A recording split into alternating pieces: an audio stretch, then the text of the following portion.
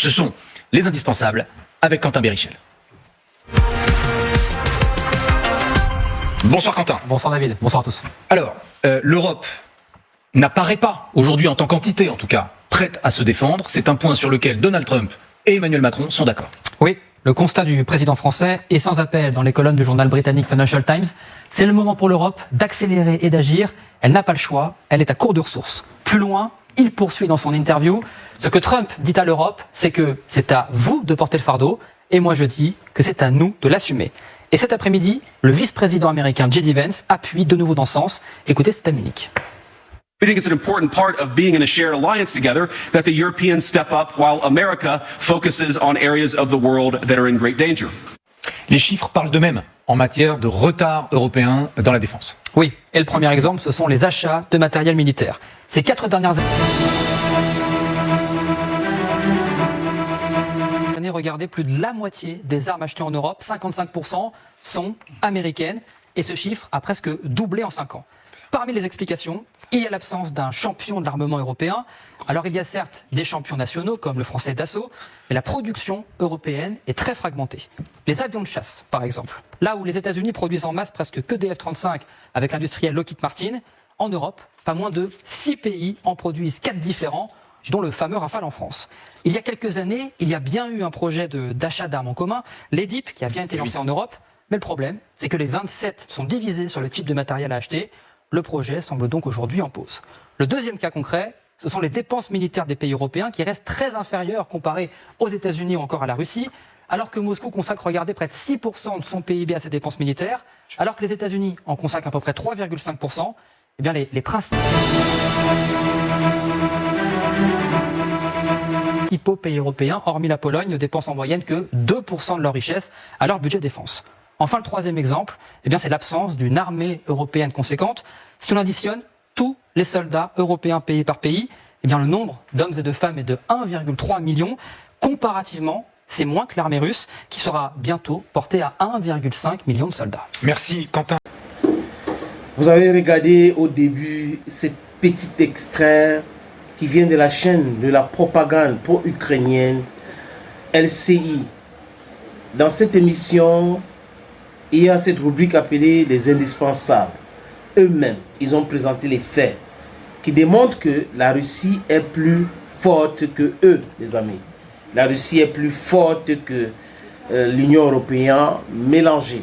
Même les États-Unis savent cela. C'est pour cette raison que Donald Trump, il veut faire la paix. Il ne veut pas entrer dans une histoire de conflit alors qu'il y a la Chine de l'autre côté. Les gens qui sont incapables de prendre en charge leur propre sécurité, ce sont les gens, comme vous avez vu au départ là, je vais dire au début de cet extrait, qui bombent le tosque, qui racontent des trucs, que nous sommes dessus, parce qu'ils comptaient sur les États-Unis d'Amérique. Aujourd'hui, les Américains disent quoi? Vous devrez vous protéger, parce que nous voulons protéger aussi nos intérêts. On ne peut pas faire les deux, vous protéger et protéger nos intérêts au même moment. Ça sera très très compliqué pour nous, les amis. Je suis l'homme le plus noir de la terre, un digne fils d'Afrique. Appelez-moi désormais Sa Majesté Sénateur Cletus. Les chiffres ne manquent jamais. Les amis, les chiffres ne manquent jamais. C'est scientifiquement prouvé. 1 plus 1 égale 2. Un beignet et un beignet font combien? 2 beignets. C'est ça qu'il est question. La réalité donc a commencé à attraper ou à rattraper les Occidentaux qui ont toujours été dans le mensonge, dans l'esbrouve. Et ils sont forts là-dedans. Mais comme le temps passe, les choses évoluent. Les gens évoluent aussi avec ces anciennes méthodes-là. Les gens sont fatigués de ces anciennes méthodes. Vous dites des choses juste parce que vous comptez sur la gloire du passé. Oui, l'Europe a été ceci, cela. L'Europe a esclavagisé le monde entier. L'Europe a colonisé le monde entier. L'Europe était puissante, l'armement et autres. Mais est-ce que, à l'heure où je vous parle, en 2025, l'Europe a les mêmes capacités de continuer à spolier les biens des pays africains. L'Europe a maintenu cette capacité de continuer à imposer les sous-préfets partout dans le monde. L'Europe a la capacité d'imposer ses valeurs à tout le monde, à tout moment. Voilà les petites questions, les amis, que nous avons le droit de se poser. Et quand on finit de poser ces questions, on se rend compte que ces gens-là sont dans le non-sens total. C'est ça le problème. Ils n'arrivent pas à comprendre que des gens ont évolué, les choses aussi ont évolué avec les gens. L'Europe aujourd'hui compte combien d'hommes, donc je parle de militaires, combien? C'est à peine 103 millions. Oui, 100 millions 300 hommes. Je parle de l'Europe, l'armée européenne de 27 ans.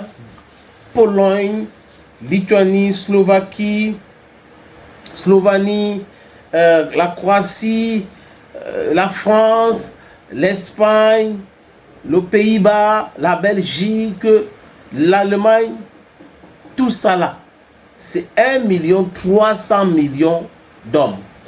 Et en face, la Russie c'est combien? C'est 1,5 million, 500 000, désolé, 1,5 million d'hommes, donc 1,5 million.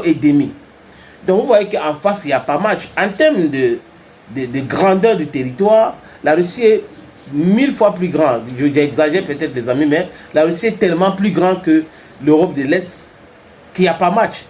Et en termes de ressources naturelles, la Russie regorge beaucoup de choses qu'on ne retrouve pas en Europe, parce que l'Europe c'est sec, c'est rien.